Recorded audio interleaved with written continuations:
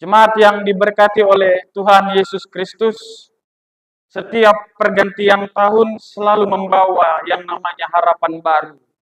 Kita meninggalkan tahun yang sudah berlalu dengan segala macam cerita yang ada di dalamnya. Ada sukacita yang patut disyukuri, ada kegagalan yang mungkin masih membekas, dan ada luka yang mungkin belum sepenuhnya sembuh. Bapak Ibu Saudara yang diberkati oleh Tuhan, terkadang manusia yang percaya kepada Tuhan sering memahami bahwa tahun yang baru itu sebagai kesempatan, dipahami sebagai kesempatan untuk memulai lagi. Try again, istilah bahasa Inggrisnya. Banyak ketika mau memulai sebuah tahun yang baru membuat resolusi, ingin menjadi pribadi yang lebih baik, ingin lebih peduli, ingin hidupnya itu lebih bermakna. Namun pertanyaan yang paling mendasar Bapak Ibu Saudara sebelum kita memulai itu, apa artinya memulai yang baru di hadapan Allah? Jemaat yang diberkati oleh Tuhan, firman Tuhan hari ini mau menegaskan bahwa hidup yang baru tidak dimulai dari pergantian kalender, tetapi dari pembaharuan hati. Dan hati yang diperbarui oleh Allah itu tidak tinggal diam, tetapi dinyatakan melalui tindakan kasih yang nyata. Karena itu Bapak Ibu Saudara, kitab pengkhotbah dan Injil Matius hari ini tidak sedang berbicara tentang dua hal yang berbeda, tetapi keduanya itu bersaksi tentang satu kebenaran yang sama. Apa itu? Yaitu Allah yang memberi waktu sebagai anugerah dan menuntut tanggapan kasih yang nyata dari kita, anak-anak yang percaya kepadanya. Ketika kita membaca pengkhotbah 3, Bapak Ibu Saudara, ini membuka mata kita tentang realitas kehidupan yang nyata yang tidak bisa kita kendalikan sepenuhnya. Di mana tadi dibacakan oleh Penatua S. Ginting, ada waktu untuk lahir dan ada waktu untuk mati. Ada waktu untuk nangis, ada waktu untuk tertawa, ada waktu untuk merobek, dan ada waktu untuk menjahit. Jadi dari kitab pengkhotbah ini Bapak Ibu Saudara sedang tidak mengajarkan kita untuk pasrah. Tidak. Tetapi kitab pengkhotbah ini mau mengajarkan kita, membukakan mata kita tentang realitas, tentang memandang dengan realistis, di mana manusia hidup di dalam ritme waktu yang ditentukan oleh Allah. Kita tidak menguasai waktu, Bapak Ibu Saudara. Tetapi kitalah yang hidup di dalam waktu pemberian Allah itu. Sehingga ini mau mengingatkan kita di dalam tahun yang baru yang kita jalani di tahun 2026 ini, Bapak Ibu Saudara. Bahwa hidup bukan milik kita sepenuhnya. Karena setiap musim hidup berada di bawah kedaulatan Allah. Jadi pertanyaannya Bapak Ibu Saudara, kenapa Allah memberi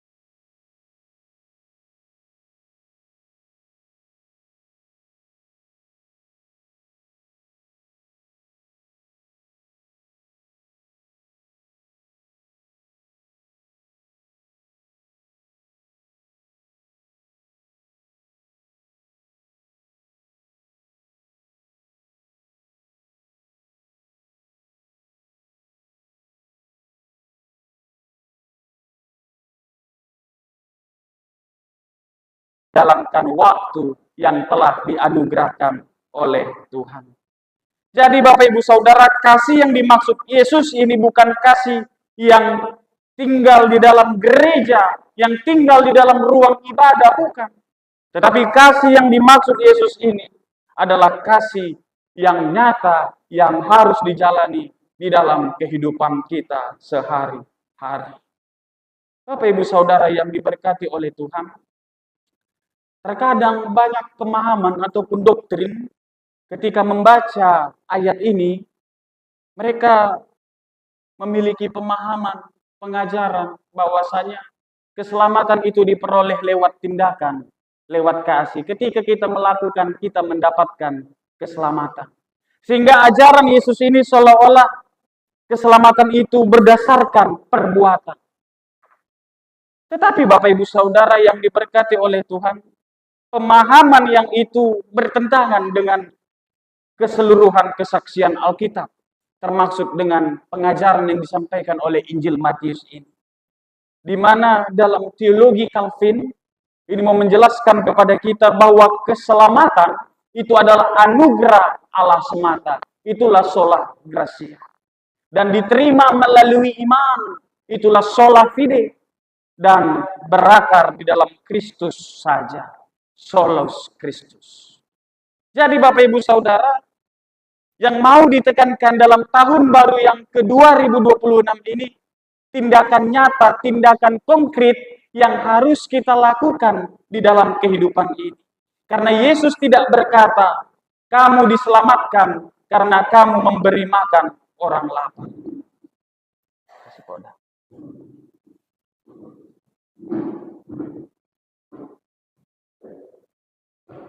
Ya. Saya lanjutkan Bapak Ibu Saudara, di sini ketika Yesus berbicara dalam khotbahnya, dia tidak berkata kamu semua diselamatkan karena kamu memberi makan orang lapar. Tidak.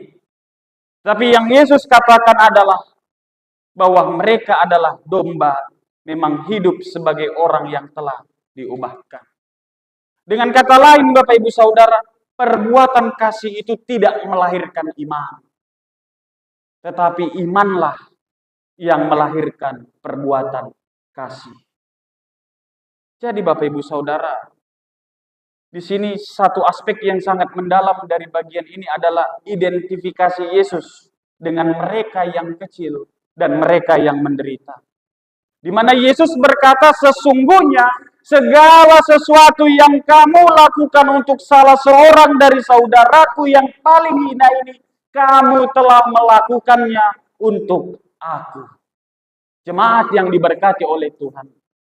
Pernyataan ini tidak berarti bahwa setiap orang miskin secara otomatis adalah Kristus. Tetapi yang mau disingkapkan di sini adalah Yesus menegaskan bahwa ia hadir secara nyata di dalam penderitaan sesama. Khususnya di tengah umat yang tertindas, di tengah umat yang lemah. Di mana di sini menariknya Bapak Ibu Saudara, Yesus membagi kelompok domba dan kambing yang sama-sama bertanya.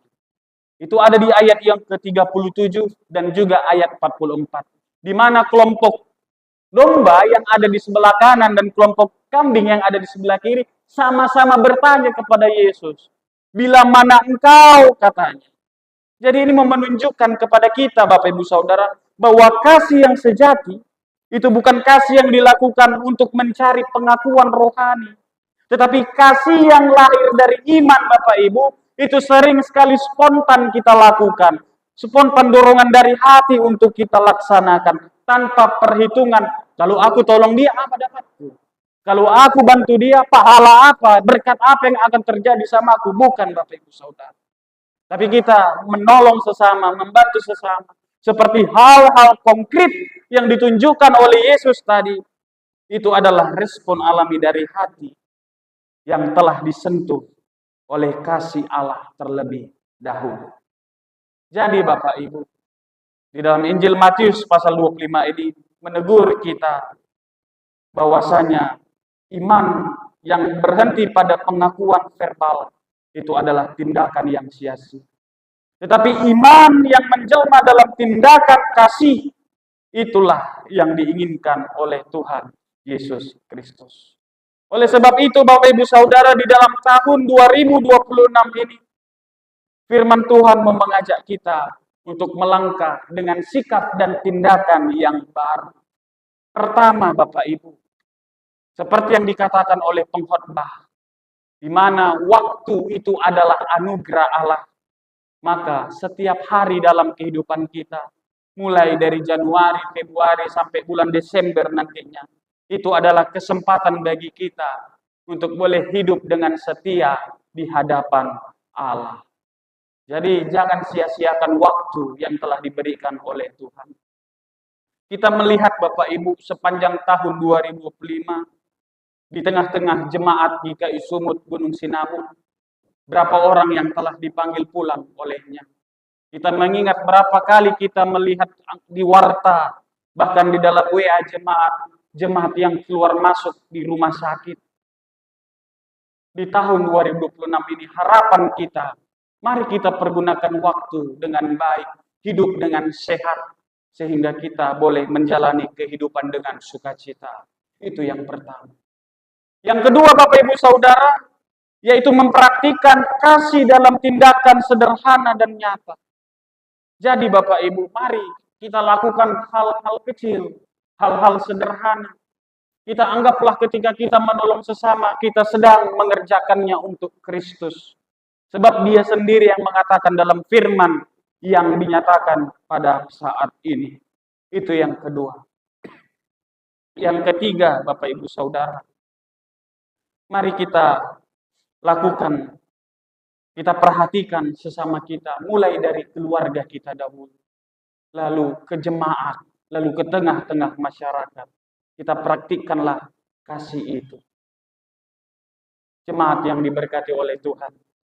Karena kasih itu seperti benih. Benih itu tidak mengubah apapun jika hanya disimpan di dalam tanah. Tetapi jika ditanam, disiram dan dirawat, benih itu akan tumbuh dan memberi kehidupan. Maka demikian jugalah kasih itu. Di mana kasih itu harus ditanam dalam tindakan agar dunia merasakan kehadiran Allah melalui kehidupan Bapak Ibu Saudara. Jadi tahun 2026 ini Bapak Ibu Saudara bukan hanya kita membuka lembaran baru, halaman baru dalam kalender, tetapi tahun 2026 ini adalah kesempatan bagi kita untuk menerima hati yang telah diperbarui oleh Allah. Dan kita nyatakan itu lewat tindakan yang nyata. Jadi Bapak Ibu Saudara, tahun baru 2026 ini kita harus memiliki hati yang baru. Hati yang baru yang bagaimana? Hati yang mau mengasihi dengan tindakan nyata. Juga dalam khotbah ini Bapak Ibu Saudara, di dalam akhir khotbah, saya juga mau mengundang Bapak Ibu dan jemaat semua, selesai ibadah kita boleh ke pastori untuk boleh menikmati makan siang bersama. Jadi harapan saya kita semua boleh menikmati makan dengan sukacita. Demikian khotbah pada minggu ini dalam awal tahun. Tuhan memberkati kita. Amin, kita berdoa.